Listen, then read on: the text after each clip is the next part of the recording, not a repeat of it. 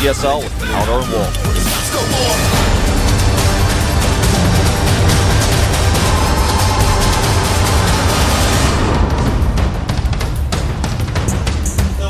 To the top right of the map, we have him in the red. It is once again prime time. Our Protoss for the prime team, and he calls himself Creator Prime. He's up against the Zerg player now. Here we have him in the booth, our Protoss, rocking the grey prime shirt. And his opponent at the bottom left, of course, starting for the Slayers team. Starting in blue, he is Slayers YugiOh. Not the king of games, but rather the king of Code. Looking a little bit nervous in there compared to Creator, actually. That's actually definitely a nickname that he wants to get rid of. He wants to be the king of Code S and not of Code A. Yeah. Might happen today. Could happen, man. See what pool timing he wants to go for. It looks like since he has not continued drone production, he's going to go for the 12 pool again, something he really likes and has shown multiple times. And there it is, 12 pool for YugiOh. And, well, at this point in time, the players that YugiOh has to face today are Creator right now. He has to face Happy later on, and he has to face Supernova. Yeah. So that's not gonna be too easy. 2 Terran players are left. If YugiOh can really make his TDZ shine, then he has a shot at taking a good spot in this group. So we'll find out later on how well he practices his Terran versus Zerg. But right now, we have the win ratio for both of them on this map, and well, 2-6 and 1-5 is not the best win ratio for both of them. Yeah, and it's actually kind of odd to note that both of them have played less than 10 maps on this map that has been so popular and so well used in so many tournaments, especially the GSL. Yeah, and around for an eternity, but these double are, of course, cannons? the GSL scores. Double cannon? That is... I think he spotted the 12 pool and assumed, maybe he thought that it was an even earlier pool than the 12 pool and assumes a very Ling heavy attack now. Yeah, he's, that probe looks like a bumblebee that's confused. He actually is gonna allow both cannons to finish. This severely not only delays his nexus, but also his gateway production. Wow. Yeah, he definitely thought that there was a really, really heavy Ling attack coming his way. Talk about the best possible situation for doing an early pool build. Yep. And this is kind of what we talked about earlier already. If you spot a pool like this and you overreact, then you just invest a lot of minerals into your defense that you should not have built. And of course, you also delay your own expansion quite heavily. And this is exactly what YugiOh's build is designed to do. You can start with this heavy Zergling aggression, of course, but that's something that he does not want to do. He just wants to force a reaction out of his opponent, and that definitely happened in this game. I mean, Creator right now with this build is looking at a very delayed second base. Yeah, it's like he pressed the panic button, the big red one. Gateway's still not even done yet. Which delays the cybernetics core timing. Third base is spotted. Creator's still making sure to use that probe quite actively on the map. It's sad that we today don't have the player pictures. I actually think that as soon as YugiOh spotted those double cannons, he was like, and the timing for the Nexus, he was quite happy. We finally might have seen a smile on his face. Yeah, I would expect so. Double probes going to begin mining first at the natural, and he will even send that third one there as well. Just starting to get things saturated up here. Now, the cybernetics core is very delayed, otherwise we might have had a Stargate or robotics placed already by now. He has not started +1 either, so this is all kind of a mystery to everyone, what Creator is going to do next. Robotics seems to be the trend right now, but Stargate play is something Creator has shown in the past, quite often. What we've seen from Creator also sometimes is just a Blink Stalker attack. On this map, we haven't seen it in quite a while. But yeah, Creator definitely can use a pretty cool timing here. We've seen him with a bunch of timing attacks in order to take down Zerg players on this map. He's really strong with them. I would still rather think that he's got, well, he has the +1 attack upgrade already started. Yeah, and this could really mean anything. It just means that we're not going to see fast Stargate, essentially. It could be delayed robotics with 1-1 and just 3 immortal attack with a bunch of sentries. Could be that +2 attack that you described earlier. Could even be Void Rays, but he is continuing to make sentries. Overlord only sees that +1 is being researched as well as the gas at the natural, but does not see any tech as Creator has not chosen that yet. He even sends a second Overlord into the main base now to try to spot it. And GSL is definitely a little bit late at this point. The Harvester count is out. There they are, gates number 2 and number 3. Spotted by the Overlord immediately. Nice timing for the Overlord here. The lair tag has been started, and the Harvester count is looking pretty good for YugiOh here. He's at 53 to 43. There comes the Twilight Council. Yeah, it's starting to look like it may be that +2 attack, because he showed the multiple gateways to the Overlord, but not 3. So YugiOh's probably like, so it's not a 4 gateway attack? What does this mean? No, and this is going to keep him guessing a little bit, as he does see the double gas of the natural as well. So a little bit of mind games from creators so far. On the other hand, if you look at the timing for the lair, this is actually really fast compared to the tech of Creator. So depending on what exactly YugiOh plans on doing here, you will be able to pull it off in time. Look at this. Oh, 3 gates going up already. Blink. +2, is it queued? Is he queued? It's not queued yet, but it will be. There it is. Creator doesn't queue his upgrades, man. As soon as they're done, he clicks on it and starts it again. Well, you can't queue attack upgrades. Ah, that's true.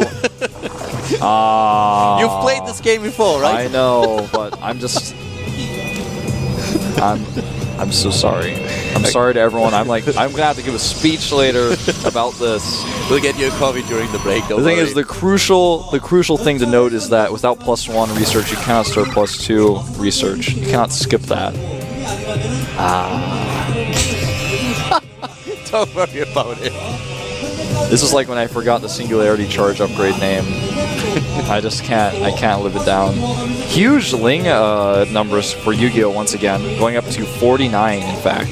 And with those Blink Stalkers, he's gaining a 3rd base right now. He actually does not want to hit a timing here because he already has the robotics now being built as well.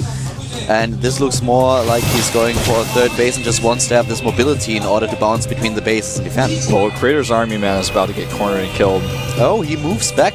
He actually moves out now. He decides against the 3rd base with all the... Oh! Well, the force fields here are desperate, and they do save a few sentries, but this is absolutely perfect for YugiOh. And He could have killed the last 2 sentries as well. yeah, he decides not to commit. 18 roaches on the way, though. Ouch! Ouch, indeed. Creator, can he really attack, you know? Well, he's going to try. He doesn't have a forward pylon yet. Is there a probe leading the charge? No, Look at that's the an harvester observer. count. 15 harvesters ahead, getting all these Zerglings now. Wolf, the infestors are ready. Yeah, and he's going to have the Bitter Concave at the top of the ramp for Creator that goes there. He sees with the Observer that the units are at a different location. Then here's the probe for the forward pylon, so he will be able to get that forward pylon up, but the Ling count is high enough alone to slow this down. He blinks back, but where is he going to run now? He can't really run. He's being attacked now. He can start his blinking, but the infestors are now on the map and 30 additional Zerglings are already being built. Creator is being chased back. He's trying to make this happen, but he's completely out of luck here. He's down to 80 supply against 130. Yeah, he blinks forward. He's going to get 1 roach, but he will not be able to do this again with the infestors on the other side. No, not at all. If he moves in once again and catches the fungal here, then the roaches will close the distance, the Zerglings as well, and those Blink Stalkers will fall, and therefore the chances of Creator to succeed. Yeah, and there are the fungals. They are good. The roaches just able to do their damage. He actually can fungal again, and he does. This is the end for Creator here in this particular PVZ. He's got no transition in sight, no 3rd base, no robotic support bay, nothing. If Creator doesn't pull off some kind of miracle, then this is over. There is still fungal energy left. The army supply is 85 to 44 in favor of YugiOh. And there is nothing that he can do. He doesn't have a backup plan. There's just nothing. If this doesn't do damage, then he's screwed and he knows it. He is 50 supply behind. 7 additional infestors are being built. If those infestors are out, this is horrible for Creator. Yeah, he's going to lose his zealots here at the front, and the Stalker's blinking so far so good as there were no infestors nearby at that moment, so he killed a few Lings for free. But more and more are coming. Yeah, YugiOh knows that he has time. The WCS champion is facing defeat in this game. He needs to do something. No 3rd base, no tech, nothing. There is no transition. Army supply 100 against 60. He's so probe light at 45. Oh, that's a great grab there. And he's moving in. Zerglings and roaches are chasing down the Stalkers. Another fungal hit. Wow, such a great fungal. GG! Creator loses to YugiOh. The king of Code A on his way to Code S. trying to get his way in there. And Creator, man, not looking so good in that game. Losing his sentries like that and being caught out in the middle of the map obviously is something you do not expect a player to do, but in the past 2 games, YugiOh's only played against Protosses so far, and every single time he's made a huge number of links to the mid-game. And the problem for Creator now is that he's once again looking at a situation where he's already in a bad spot, and he needs to have this calm to just face each next game just one at a time. Not think about the group situation, but just focus on the next match. If he can stay focused, then he still has a shot of advancing. But right now, things are looking a little bit grim for Creator. Is he once again just crumbling when he needs to be focused on the match at hand? That's what we're going to have to wait and see, man. I think that Creator definitely can pull it through. He's shown less nerve issues in WCS, for example. But this is a completely different tournament. And the thing is, when you come off a win like this, when it's your first major tournament win, you can see players like Joxy have this problem where suddenly all eyes are on them. Can he do it again? What's he going to do? This guy was the WCS champion, so probably he's going to get far in Kodas. Everyone has all these expectations of you, and then suddenly you get nervous again. You start to slip up a little bit. Creator and Supernova were my picks to get out of this group, but Creator, when he lost all these sentries, he looked a little bit shaky, and he might be nervous once again. These group situations are very tough. Up and down matches are one of the toughest situations that you might face in your pro gaming career. So right now, Creator with 1 win, 2 losses, and YugiOh, he is on eye level with Supernova. And Supernova is the one of the 2 players that he has to face later on. From this point on, YugiOh is only going to face Terran players. Yeah, he's the only Zerg in the group. He's faced all the Protosses, so 2 Terrans left. He's got to fight. And I'm really curious to see how Supernova and YugiOh are going to adjust in this group being the leaders right now. Yeah. And, well, we have another game now with Vampire up against Killer. Vampire is looking at 1 win and 1 loss. Yeah. Whereas, of course, Killer doesn't have a single win yet. No, none so far. And this is going to be the first of 2 potential Pros versus Pros. Our last match of the night will be the second one, so if it's necessary, which is starting to look like, based on the group situation, it probably will be, but it's not 100% certain yet. Could be one of 2 PvPs. And the map actually is hidden to me once more, so I can't tell you guys what it is. Yeah, the thing is that now we have a Pros versus Protoss, and Killer, being one of the players, is never really too confident in a PvP. Yeah. He said in the past that he wants to practice the matchup a little bit more in order to get, well, just out of this PvP slump. That's, I think, the only thing that you can call it, because Protoss versus Protoss, I think Killer has the worst matchup yeah, and of all of them. You talked about this earlier. Killer seems to have a little bit of bad luck in StarCraft and sometimes, and PvP is the worst matchup to have bad luck in, I feel, because if you choose certain builds, coincidentally, sometimes you can have the short end of the stick, and that may happen to him here yet again. He's already down in the group. He needs this win. In fact, he needs to win every other match that he has to play tonight, and this is the worst matchup for him by far. And he's going to really have to pull out all the stops to take this. With how the group went so far, I mean, I'm looking at the matches right now. If Killer loses, then he basically doesn't have a chance anymore in order to get in Kodas. There's no way anyone else can be at that low of a score. Well, there might be some kind of weird, like, super crazy scenario with Creator, but no. The thing is, 3 losses. To have 3 losses, that means that other players cannot also have 3 losses. There's no way to have 3 losses and tie. So it's like, how can that actually work? I don't think it's possible. With 3 losses, that would be only a situation when a lot of players... Because in a 6-person group, to have that many 3 losses, then other people would have to have enough wins to just be in Kodas, so... Nah, that doesn't really work. It would only work if one player would really dominate the map, but that's the group, but that's so far not really the case, so... He needs this win. Killer needs a win. He needs it really, really badly. Both players actually still setting up. They have not gotten into the booth just yet. But we could see anything, and since the map is still yet unknown, I cannot really predict the strategy of the players.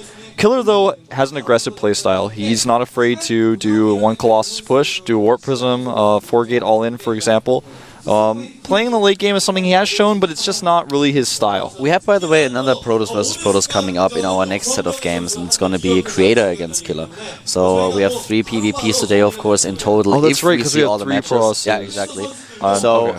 That's a matchup for Creator where he should be really comfortable in, because this is the matchup that he had to play in the WCS over and over and over again. He looked strong, especially against Squirtle. He looked really good. Both of our players are now... No, actually we have only Killer in here. So far Vampire didn't make an appearance. And the MVP player with a 1-1 score, he has to face Supernova later on. And that did not go too well for most Protoss players so far. And he has to face... Let me have a quick look. He has to face Creator later, as we already pointed out. So after this, you already see a little bit of a tendency. 3 players on 2 wins and 1 loss. Happy, YugiOh, and Supernova. Yeah, we had to remake the room because somebody accidentally made me host, and then everybody just immediately left. I was like, guys, I can actually just give host back, but nobody trusted me, and everyone just immediately left the room without saying anything. I'm like, well, okay, all right. You know, if Vampire wins this, then we have 4 players on exactly the same score. That's true. With a lot more games to be played. Yeah. But it really makes it hard to determine who's got an advantage in the group when that occurs. It all comes down to the next few matches in the 4th set of games. Exactly, and then it starts with a direct comparison that you have to look, okay, who won against who? Is there someone who dominated the other players that are on the same score? Or do we have some tie situations where we need tiebreaker games? But now we are actually in the lobby with the rest of the players. We have our PvP coming up. Vampire just joined the lobby as well, our MVP player. And Complexity's Killer was already waiting. Both of them just chatting a little bit. The GGs, GLs are exchanged. And I think we are going to start right now. Let's find out what our map is going to be in this match.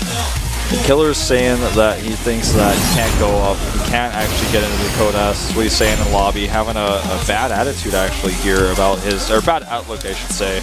And Atlanta Spaceship is an interesting map for PvP. It's quite large. You know, we may see a late game here. It's very hard to put aggression on this map, even with forward pylons and warp gate technology. This is just not something we will likely see. I expect that we see fast expands from both players for robotics. We could see something crazy like DTs. Nobody knows what's going to happen until we get into the game here at the GSL up and down matches. Killer against Vampire, cast by Eldor and Wolf.